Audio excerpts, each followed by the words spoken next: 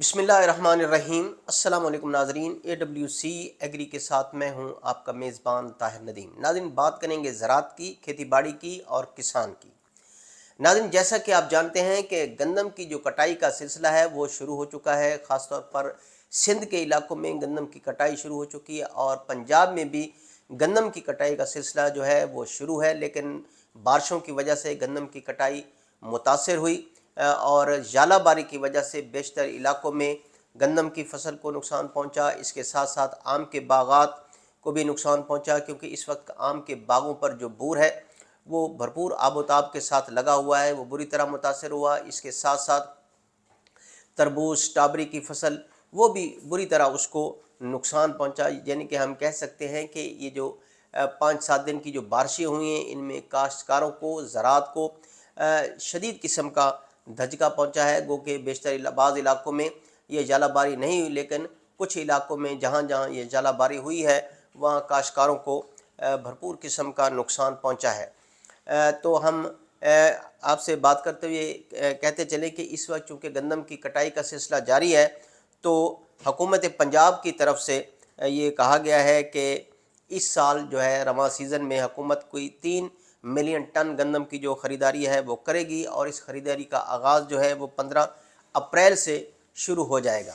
इससे तवक्को की जा रही है कि काश्तकारों को गंदम की जो कीमत है वो अच्छी मिलने का जो है वाज़ेह इम्कान मौजूद है। और हुकूमत ने जो कीमत इसकी मुकर्रर की थी वो थी 3500 रुपये फ़ी मन, और इसी कीमत को मद्देनज़र रखते हुए काश्तकारों ने गंदम की जो काश्त है वो भी भरपूर तरीके से की। और अगर इन हालिया बारिशों से हटकर अगर हम देखें तो गंदम की जो फसल है वो बहुत भरपूर तरीके से गंदम की फसल मौजूद थी। इस दफ़ा कुछ ऐसी पानी की किल्लत भी नहीं आई, वक्फे वक्फे से बारिशों का सिलसिला भी जारी रहा और काश्तकारों को पानी भी मैसर रहा। और अब सोलर की मदद से भी काश्तकारों को पानी की कोई मसला नहीं हो। इसके साथ साथ जो हीट वेव थी वो भी कोई ऐसी नहीं आई, लिहाजा गंदम की नशोनुमा, बढ़ोतरी, दाने का बनना, फिर सिट्टे की भराई और दाने का जो साइज़ है वो भी बहुत अच्छा रहा। यानी कि हम कह सकते हैं कि गंदम की जो फसल है वो अपना जो उसका सीज़न रहा वो बहुत अच्छा रहा और इससे तवक्को की जा सकती है कि काश्तकार रवां सीज़न में अच्छी इसकी जो पैदावार है वो हासिल करने में कामयाब हो जाएंगे। और चलते चलते हम इस बात का भी जिक्र करते चलें कि चूँकि हालिया दिनों में हुकूमत की तरफ से जो पेट्रोलियम मसनूआत हैं उनकी कीमतों में इजाफ़ा किया गया। गो के वो जो अमेरिका ईरान जंग थी उसके पेश नज़र उसका इजाफ़ा किया गया। गो के कोई इस कदर पाकिस्तान पर बोझ नहीं था कि पेट्रोलियम मसनूआत की कीमतों में इजाफ़ा किया जाता, इसको पास ऑन भी किया जा सकता था। लेकिन हुकूमत जैसे कि इस बात से हम देखते हैं कि वो तवक्कुफ़ नहीं करती अपना ये तमाम तर बोझ आवाम पर मुंतकिल करने में, और हमने देखा कि डीज़ल की कीमतों में भी खासा इजाफ़ा हुआ।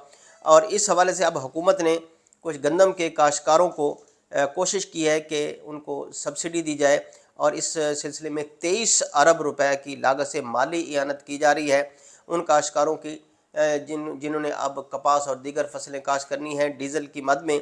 और इस हवाले से इस मौगा प्रोग्राम के तहत 40 लाख जो किसान हैं उनको फ़ायदा होगा।